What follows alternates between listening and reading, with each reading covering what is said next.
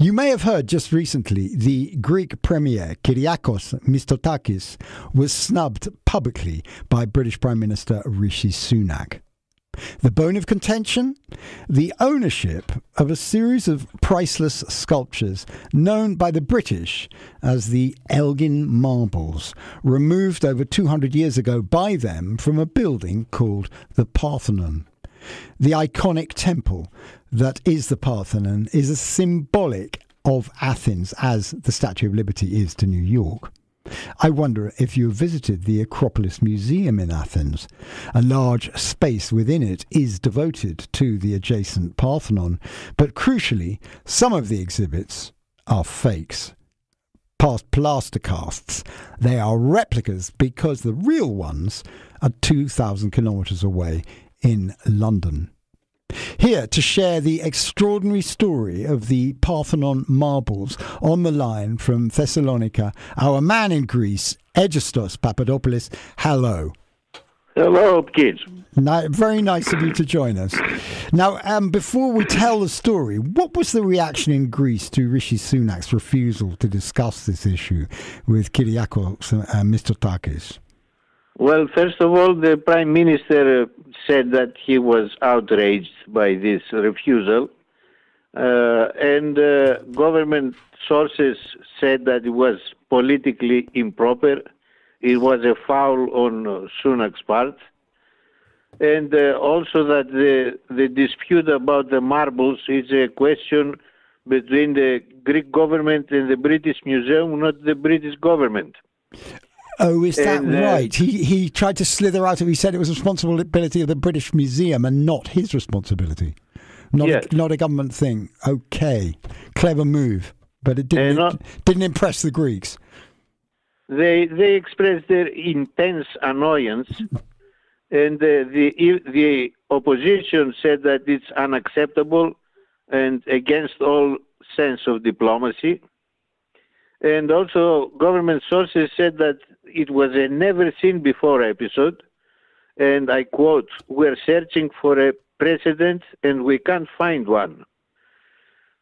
So, anyway, everybody is pretty much outraged, but as the Prime Minister said, this question of the marbles is ongoing for many years now. It's not something new. And there were other things to discuss, like immigration and Ukraine and Gaza, and all this was not able to be discussed.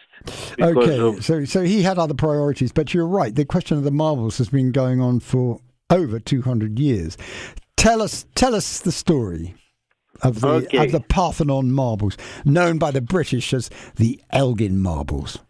Okay, first of all, I must make a distinction. The Acropolis is an outcrop of rock about 40 meters high, and on top of it are various temples, among which is the Parthenon. Mm-hmm. Now, the Elgin, who is Thomas Bruce, the 7th Earl of Bruce, of Elgin, sorry, he removed about half of the then existing marbles of the Parthenon and other sculptures from all over the Acropolis and other temples of Greece and also burial sites. So he had quite a collection. Right. So he kind of defaced various monuments. Yes. As well as tombs, you're saying? Yes. Okay. And under what authority did he do this? Well, after he took the marbles back to England, where he kept them for 10 years in his house. No, excuse me. Did he just help himself, or did he ask anybody's permission? Did he go to the mayor of the Greek? What was the situation in Greece at that time? Greece was under Ottoman rule at that time. It was all belonging to the Turkish. To the Turks. Okay. So did Elgin speak to the Turks about taking the marbles, taking some valuable artifacts back to Britain? That's where I'm getting at. After he brought them back to England, there was a question of whether this was a legal thing or not. So it was then that Elgin produced a firman, as it's called, which is a government order, supposedly from the Sultan, allowing him to take casts, drawings, measurements, and some pieces of stone. Subsequently, Turkish researchers have not found a copy of this order in any of the Turkish archives. So the originality of this document is under question. Okay, so you think he might have forged any permissions that he had from the Ottoman authorities? It's possible, but it's also possible that it was just a letter from a lower-ranking official, not an official paper, which he managed, as also many members of his team at the Acropolis said that there were vast amounts of bribes given to everybody in order for the work to progress. Right, okay. So money was changed hands, one imagines, yes. Now, it didn't all go smoothly, did it? Because there was a bit of a navigational mishap on the way back to England. So tell us what happened. Yeah, he had about I think 7 shiploads of stuff moved out of Greece, and one of them, which is called a brig called Mentor. Yes, HMS Mentor. Yeah. Was sunk outside of Athens, and it took him about 2 or 3 years to recover the sculptures with divers. And then he took them all to Malta, which was a British protectorate. Mm-hmm. And after that, he brought them back to his house. Right. So quite a lot of stuff. You're talking about several boatloads of marble. Yeah. Right. Sort of by boat and then horse and cart back to his place. Yes, and all this was, from what I read, was financed from his first wife, which was one of the richest women in England at that time. Mm-hmm. But upon his return to England, he discovered that she was having an affair with his best friend. Right. So he did a divorce. He asked for a divorce, which cost him a lot of money. And besides losing his wife's money, he was deeply in debt. Okay. So he asked the government to buy the marbles, but they offered him £30,000 at that time. I must say that it cost him £74,000 at that time to get all the marbles, which is close to 5 million today pounds. Okay, it cost him double the amount to get them back. Yes. Okay. And after that, they made a parliamentary committee to examine if they were legally purchased. Mm-hmm. They decided it was legal, and they bought them for 35,000. Okay, and have they been? This, I believe, was in the year 1816. Have they been in the British Museum since then? Yes, they have been there. They have never been removed, but also in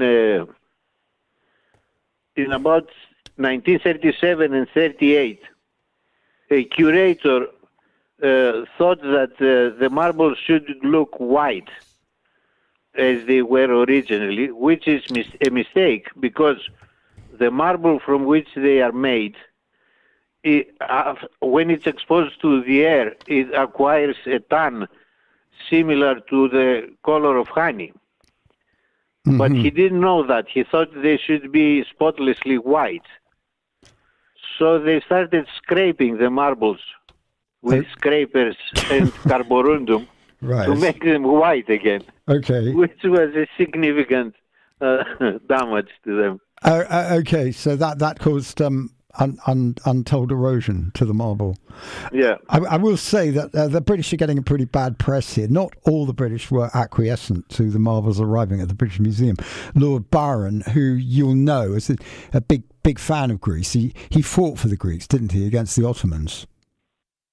Yes, Lord Byron was dead against all this. Absolutely. And called him. Yeah, and I've got a poem that I'd like to read, Egg, because it goes, dull is the eye that will not weep to see thy walls defaced, thy mouldering shrines removed by British hands. Cursed be the hour when from their isle they roved, and once again thy hapless bosom gored, and snatched thy shrinking gods to northern climes. So that's a pretty fair condemnation of British action by Byron. Moving on to today, Egistos, the British Museum does not want to return the Parthenon marbles, claiming that Elgin's acquisitions were legal, that his action saved the sculptures from destruction. Yes, that's what he claims. How do you feel about that as a Greek? Well, from destruction? I mean, were the Turks about to lay waste to the Parthenon? Well, not exactly, but at that time there were wars going on. And because this is a naturally fortified position, everyone was barricading there, whether it be Turks or Greeks or whatever. So there was war going on, and there was some damage done to the marbles through that. But not to the extent that Elgin did. right. Okay. Well, he was looking after them for safekeeping, because you're saying that the Acropolis is a 40-meter like ridge hill. That's a fairly strategic position to hold, I guess. And if you've got a temple on top of it, make a good gun emplacement. But the British Museum also say that their museum is a universal. This is their case for keeping the marbles. That their museum is a universal museum and it's free of charge, whereas the Acropolis is not. You charge people to come into the Acropolis. And thus the British Museum fits its function as a global heritage centre and makes it better suited to display global treasures. Yeah. Well, first of all... Do you agree with that? Not entirely, because the Acropolis Museum is a state-of-the-art museum. It has all the latest things about atmospheric control and temperature control. They have a very modern restoration laboratories. They have cleaned immaculaately the existing marbles. And also I must say that all the surviving sculptures are back in the museum, and they have been replaced on the Parthenon by artificial stone, which nobody can tell the difference when you see them. And this could be a solution. Mm-hmm. And also what the Prime Minister said is that if you cut Mona Lisa in half and you have half in the Louvre and half in British Museum, would that satisfy the public? Having the marbles half here and half there, it's not proper. Or I don't know how to express it. No, I mean, you know, it seems like it's so obvious what you're saying. And also another thing. In 2022, the Institute of Digital Archaeology in Oxford offered to the British Museum to take scans of the marbles and make exact copies from robot sculptures in marble, and they declined. Mm-hmm. So there are solutions to that. I suppose really that the fear amongst the British Museum and other English museums is that returning the marbles would prompt the loss of other treasures like the Benin bronzes to Nigeria, the Rosetta Stone to Egypt. And finally, Egg, what do you think about the possibility that the British Museum might concede to loan the marbles back to Greece? How would that sit with Greek public opinion, that you borrow them back? There is a snag to this, which is that for the British Museum to lend the marbles, they want a signed agreement that they are the property of the British Museum. And the Greeks don't want to sign this thing. They believe they are not the property of the British Museum. So, I don't know. Discussions continue between the Greek government and the British Museum. Nobody knows. Well, as a Greek, you must feel pretty outraged. I mean, it's so obvious, really, isn't it? I shouldn't be saying that. I should be sort of in a neutral space. But anyway, Egistos Papadopolis, it's been absolutely wonderful talking to you, as ever, our man in Greece. Thank you so much for your time. Thank you, my friend. Thank you. And, bye-bye. And we'll speak again soon. Okay. Adios. Take care. Have a great day. Bye-bye. Adios. Adios.